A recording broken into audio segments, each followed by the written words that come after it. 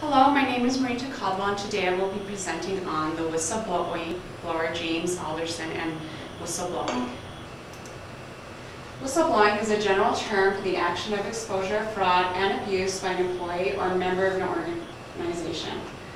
A person who wishes to bring to light corrupt action by another person in the organization or the organization itself needs to proceed with care and caution because it can be a long and hard road. Triggers can help a person decide if the issue is important or sufficient enough to bring the light to it or whistleblow.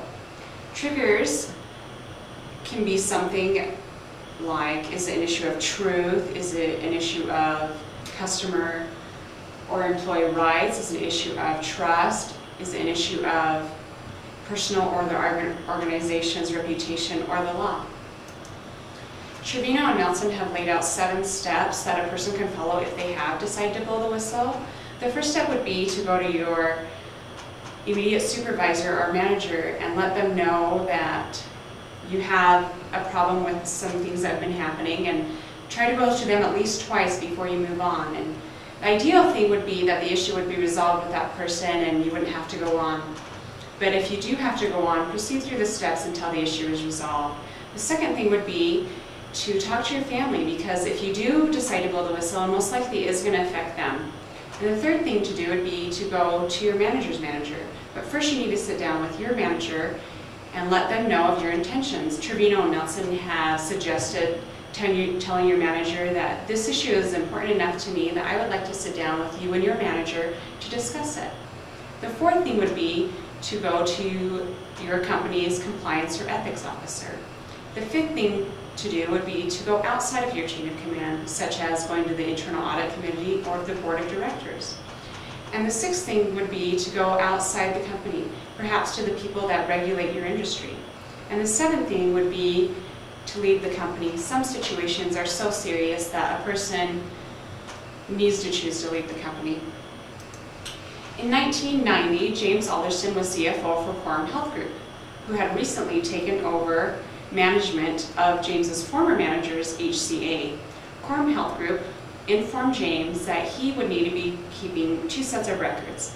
One set would be overflating the expenses in order to gain higher reimbursements from the government. And the second set would be to have the true expenses showed for internal reporting purposes. After James told management that he wasn't going to do that, they fired him. James was fired 5 days after he told management that he wasn't going to keep 2 sets of records. His family had to relocate so he could get another job. They actually relocated to 5 different towns in the 10 years of James dealing with this issue. Management had a culture of falsifying the books, and so they were of no help to James when he decided to blow the whistle. He did try to go to an ethics officer if he could have, but ethics officers were not in place in 1990. There was no such thing. He did try to talk to the board of directors, but to no avail, and after he was fired, James Alderson decided to converse with the medical auditor, and with the medical auditor took the issue to the Department of Justice. Alderson later filed suit, and it took him 13 years to prove that what Quorum Health Group was doing was wrong. In conclusion, whistleblowing can be very risky, and so a person needs to proceed with care. Whistleblowing is a hard and long path. James Alderson said in an interview with a reporter that when I first filed suit in 1993, I approached this with expectations that it would be a sprint to the finish line, but instead it turned out to be an exhausting marathon. Whistleblowing is important and is needed in society to stand up for the truth. Whistleblowers are very much needed in society. And people who are willing to stand up and blow the whistle like James Alderson are a true example to all of us.